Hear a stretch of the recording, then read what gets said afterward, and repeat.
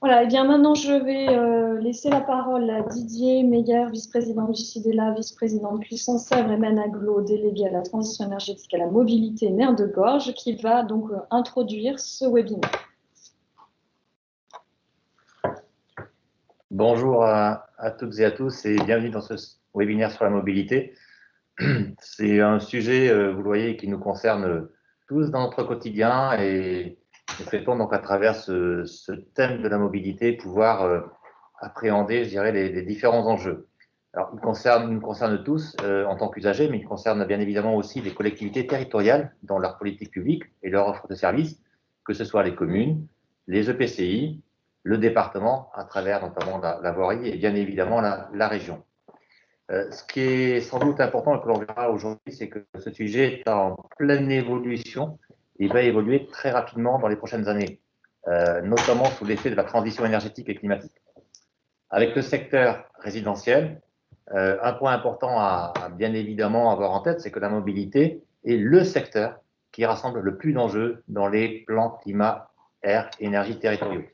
En effet, c'est le premier poste consommateur d'énergie, le premier poste émetteur de gaz à effet de serre et la première source de pollution de l'air. Donc on mesure vite la complexité du sujet et on voit que ça implique également de nombreux facteurs, certes l'aménagement du territoire, l'évolution des technologies, les aspects réglementaires et bien évidemment la modification des comportements et des pratiques de chacun. Alors, on le verra, cela nécessite aussi de passer d'un système qui est centré essentiellement sur l'automobile individuelle à base d'énergie fossile, en particulier le pétrole, vers un système qui est composé de multiples modalités, les voitures partagées, le vélo partagé, et aussi vers d'autres sources d'énergie. Alors, le CIDELA, avec son prisme notamment réseau d'énergie, est, je dirais, rentré naturellement dans le sujet de la mobilité, notamment par les infrastructures d'avitaillement. On le verra, les infrastructures de recharge des véhicules électriques, la GNV, l'hydrogène qui est en cours de travail aujourd'hui d'instruction. Et au travers de ce webinaire, ce que nous vous proposons, c'est de prendre aussi de la hauteur pour illustrer par quelques exemples les leviers qui sont à disposition des collectivités territoriales, et ils sont certainement très nombreux. Prochainement, nous allons travailler au CIDELA sur une feuille de route sur le sujet de la mobilité et au vu des besoins identifiés par les collectivités, cela pourrait être l'occasion d'initier des actions mutualisées du CIDELA pour le territoire. Voilà donc en quelque sorte le sujet sur lequel on va travailler prochainement. Je vais laisser maintenant la parole à Agnès qui va entrer dans le vif du sujet et je vous souhaite une bonne conférence et on se revoit donc en fin de webinaire. À tout à l'heure. Merci Didier. Donc, ce cycle de 8 webinaires va bientôt s'achever. Donc, on est au 7e consacré à la mobilité durable. Le dernier sera sur la méthanisation des réseaux de gaz. Sans plus attendre, je vous propose donc de vous présenter les différents intervenants qui vont se succéder ce matin. Donc, à mes côtés, Amandine Adrani, qui est coordinatrice plan climat et mobilité au CIDELA. Aomar Tamek, qui est chargé de mission mobilité, et Claire Desforges, qui est responsable gaz renouvelable à la SEM CIDELA Énergie 44. Voilà, donc ces différents intervenants vont prendre la parole successivement sur les différentes parties de ce webinaire. Donc ce webinaire, il est décomposé en 4 parties. Vous aurez une première partie introductive pour vous montrer que la mobilité est effectivement un secteur aux multiples enjeux. Une partie plutôt consacrée au CIDELA et ses interventions en matière d'infrastructures d'avitaillement. Et en partie 3, plutôt des aspects qu'on qualifierait de... On va parler justement de l'analyse de cycle de vie et de l'impact environnemental des différentes filières. Voilà, merci. Et puis, dernière partie, pratico-pratique, on va dire, sur les leviers d'action dans les territoires. Ok. Donc, la partie 3, c'était un petit... on va vous présenter en fait une étude réalisée par le Bureau d'études Carbone 4 sur la comparaison, disons, des impacts environnementaux des différents vecteurs énergétiques pour la mobilité. Donc, habituellement, souvent on entend voilà, véhicule zéro émission. Quand on entend véhicule zéro émission, c'est souvent à l'échappement seulement. Donc, c'est-à-dire qu'on va regarder les gaz à effet de serre et les polluants atmosphériques qui sont générés au moment de l'utilisation du carburant. Donc, on focalise vraiment sur l'émission à l'échappement. Or, ce n'est pas suffisant. Cette analyse est rapide, mais pas complète. Il faut réfléchir à la fois au cycle de vie complet d'un véhicule, donc le carburant à l'utilisation, mais aussi la fabrication du carburant, la fabrication d'une batterie s'il y en a une, la fabrication du véhicule lui-même, aux infrastructures. On doit aussi réfléchir dans une deuxième dimension qui inclut tous les critères environnementaux. Donc, on peut aussi penser à la pollution de l'eau, à la consommation d'espace, au bruit et d'autres critères. Donc là, si on fait cette analyse bidimensionnelle, on a vraiment une analyse complète du cycle de vie et c'est important pour prendre nos décisions. Je rappelle aussi qu'il y a d'autres critères qui peuvent être pris en compte au-delà des critères environnementaux liés à la sécurité, à l'efficacité, à la santé, des enjeux géopolitiques d'accès aux ressources et des enjeux économiques. Donc ici, on parle, je voulais vous éclairer sur l'aspect environnemental en gardant en tête que ce n'est qu'une façon de regarder le problème. On va faire un zoom sur les gaz à effet de serre en s'appuyant sur cette étude Carbone 4 et je vais prendre deux exemples, le segment des citadines et le segment des autobus. Et vous pouvez retrouver tous les détails en ligne. Sur les petits véhicules particuliers, donc le segment B, on va comparer un véhicule essence, bioéthanol, GNC, bio-GNC, hybride et électrique à batterie sur une utilisation 150 km pendant 12 ans et vous voyez les résultats. Donc classiquement à gauche, sur l'ensemble du cycle de vie de la voiture à essence, vous émettriez 222 grammes de CO2 par kilomètre. Cette comparaison montre deux gagnants assez nettement. Alors, attendez, là je vous montre que l'histogramme représente d'abord en bas la fabrication du véhicule, éventuellement de sa batterie en vert, donc ce sont des émissions fixes liées à la fabrication du véhicule. Et ensuite, vous avez les émissions qui sont proportionnelles au kilomètre parcouru en bleu foncé liées à l'utilisation du carburant. Et enfin, la fin de vie du véhicule qui est moindre. Et donc, les deux carburants champions ici sur ce segment, c'est le bio-GNC et le véhicule électrique à batterie, qui viennent diviser par 3 voire 4 les émissions de gaz à effet de serre. Ça dépend bien sûr du kilométrage parcouru, toujours garder ça en tête. Ici, l'hydrogène ne fait pas partie de la comparaison sur ce segment, mais ensuite, je vous présente l'autobus. L'autobus diesel et les carburants alternatifs sur 480 000 km pendant 12 ans. Et ici, vu le nombre de kilomètres parcourus, l'impact est d'autant plus grand par rapport au diesel qui émettrait 1500 grammes par kilomètre.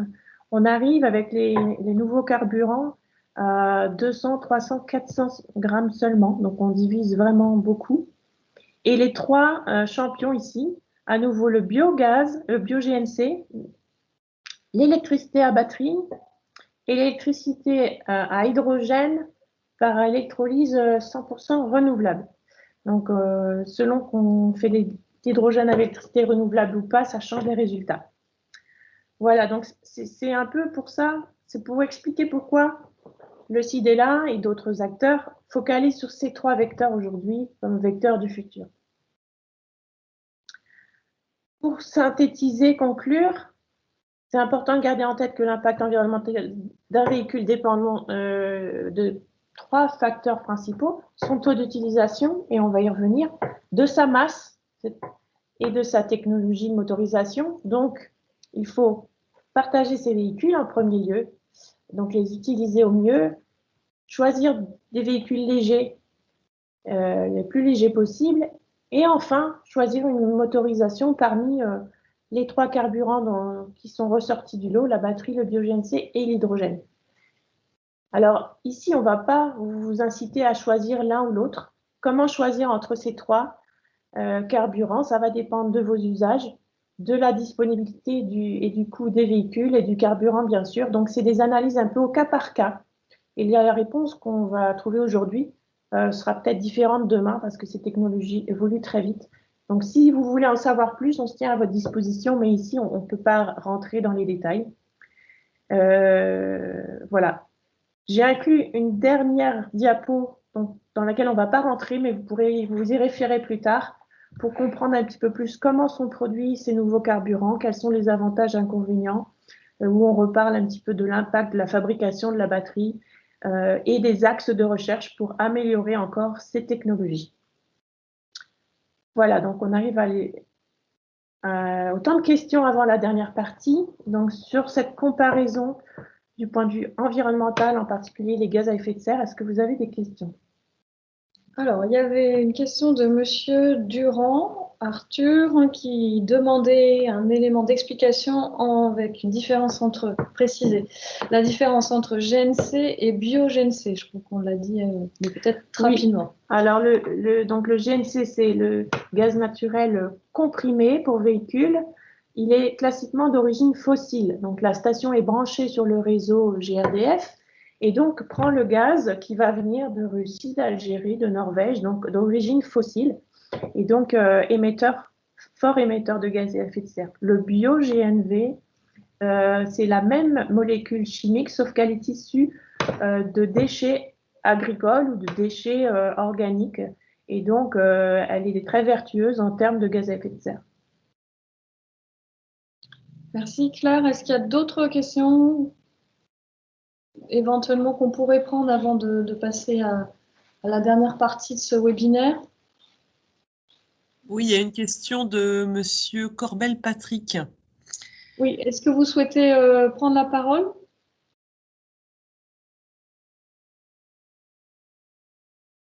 Oui, je peux. Voilà.